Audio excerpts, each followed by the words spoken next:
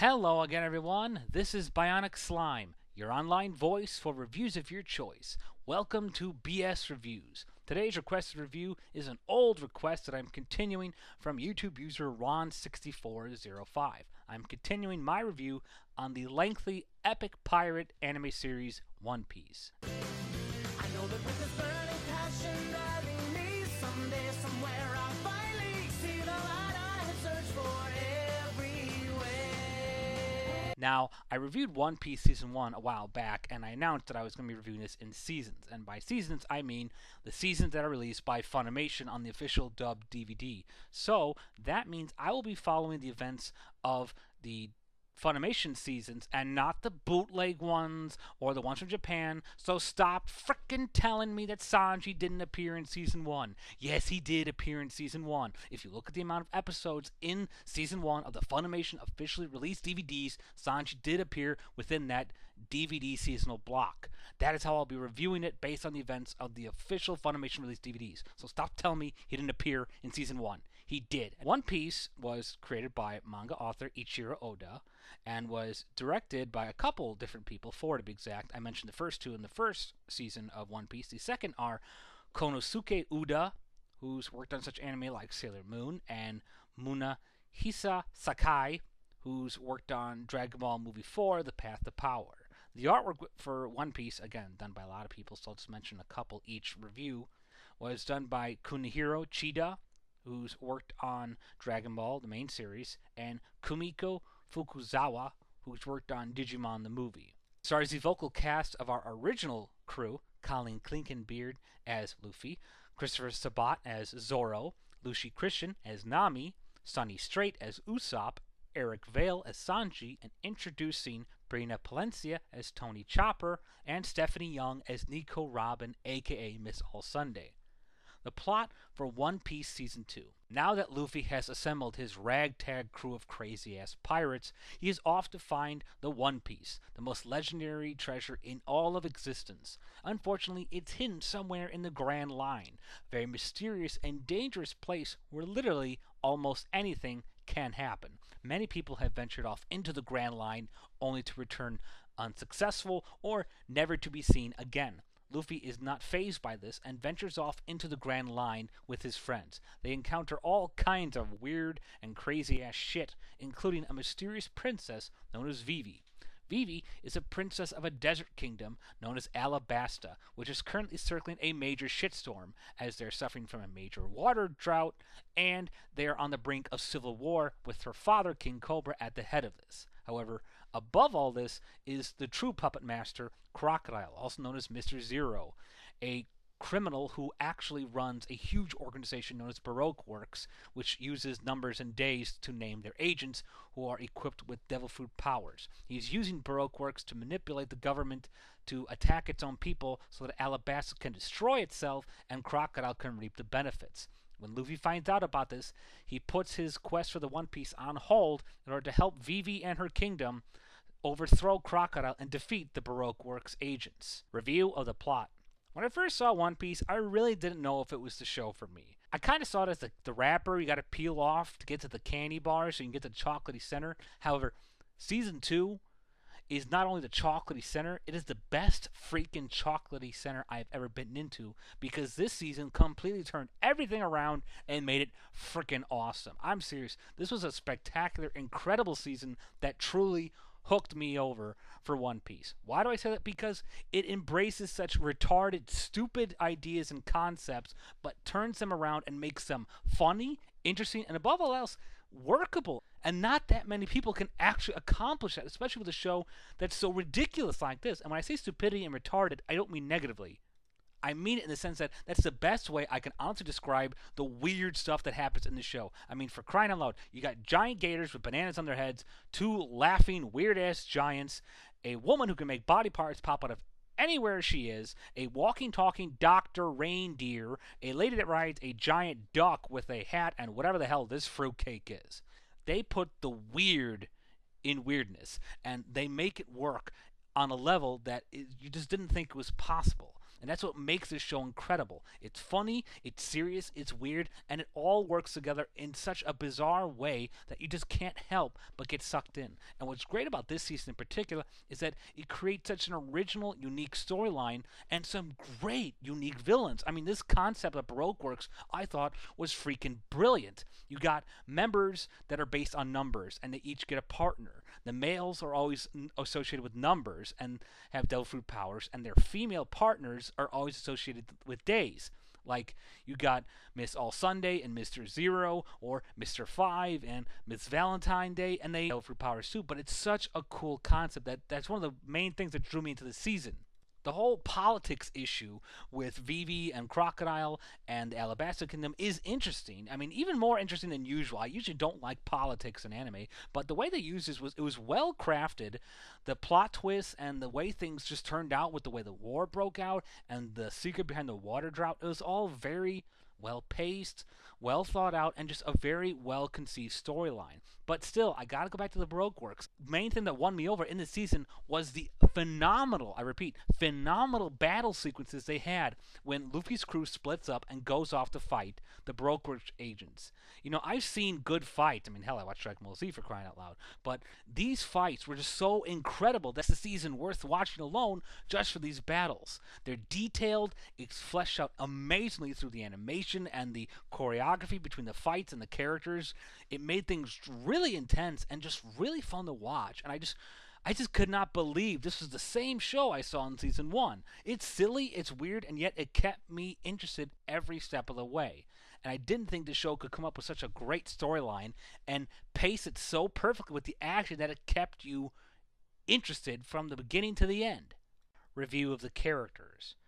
I gotta say, I really like the introduction of these new characters, Chopper and Nico Robin, especially Chopper. Chopper is such a bizarre, weird character. I mean, he's probably the weirdest of the One Piece crew, and that's saying something. And it's just funny because his lines and his screaming, it just everything about the character is just fun as hell, and just makes him that much more cute and lovable to watch, and it just makes his responses that all the more amusing. And I love the fact that he has this serious kind of position as a doctor. I mean, he's a talking reindeer, for crying out loud, and they make it so serious with his connection to this old doctor and his connection on the island of Drum Kingdom, and it's just a really neat idea for such a bizarre little character. I think he's a great addition to the team, and Brina Palencia does an amazing job voicing him. I've heard her in other shows that I never knew her voice could sound like this, and she really makes the character funny and just fun to watch.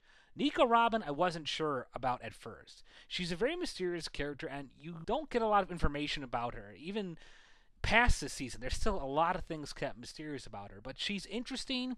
She leaves you enough that you want to see more of her, and they don't oversell her, overdo her, or make her seem like she's all that more powerful. She is really powerful, but they don't overdo it. So, again, there's enough in her character to balance out the interest. One of the things I didn't like with this season, though, in terms of characters, was I don't like the fact that they kind of got lazy with some of the voice actors. For example, the guy who voiced Don Krieg, who was a villain in the first season, voices King Wapol, who was a villain in this season. He's actually one of my favorite villains, Wapol. I mean, he's this weird fat-ass steel king who actually has the power to eat anything, then turn into whatever the hell he ate.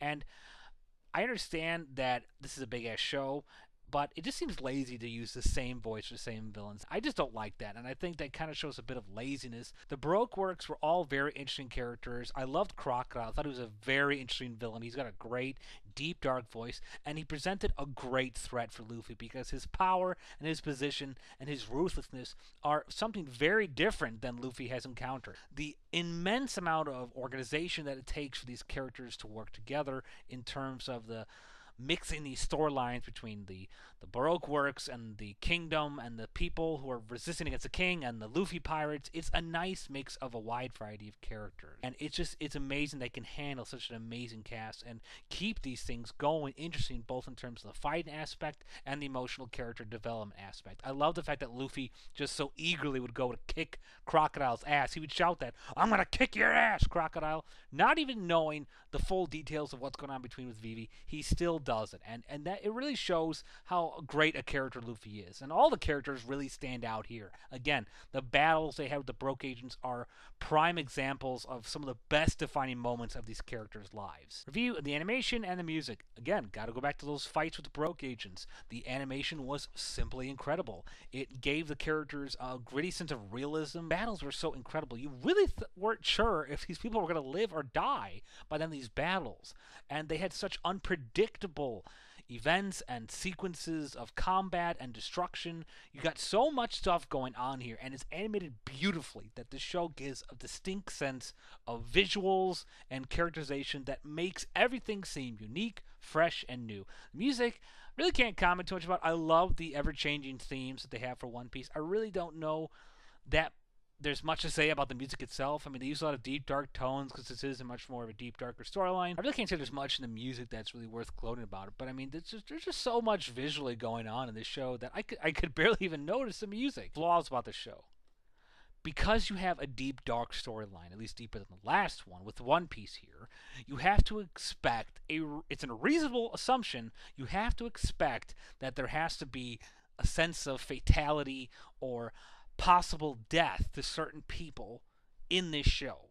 And One Piece in Season 2 does do that in the beginning, but then it seems to forget that we didn't kind of explain everything at the end. And but what I mean by that is One Piece tends to fail to explain whether or not what happened to certain people. There are certain people who end up dead, or at least you think you then appear 50 episodes down the line. As I mentioned in Season 1, One Piece uses its characters well. Some guys you saw in episode 12 could be showing up in episode 498. And that's great, but unfortunately by doing that, it sacrifices the impending sense of drama and peril in fearing some of these people might die. And there are times when you think these guys are dead, but then guess what? They show up down the line, and it's like One Piece is afraid to kill its franchise or something. They're worried that if they kill one character outside of dramatic licensing, like with what happened with Nami and Zoro's past friends and family, it's like they're afraid to kill anyone or confirm someone's death because it could ruin the chance of that character showing up 50 billion episodes down the line. And to me, that was a big disappointment because you're ruining the fear, the sense that anything could happen. And by doing that, you're taking that away. And I mean, there are several characters in this show who I thought were dead. They reveal, oh, wait, they're alive. Oh, wait, then they're down the line. Then they appear again. And it's just like, dude, stick with whatever your move you're making and just do that.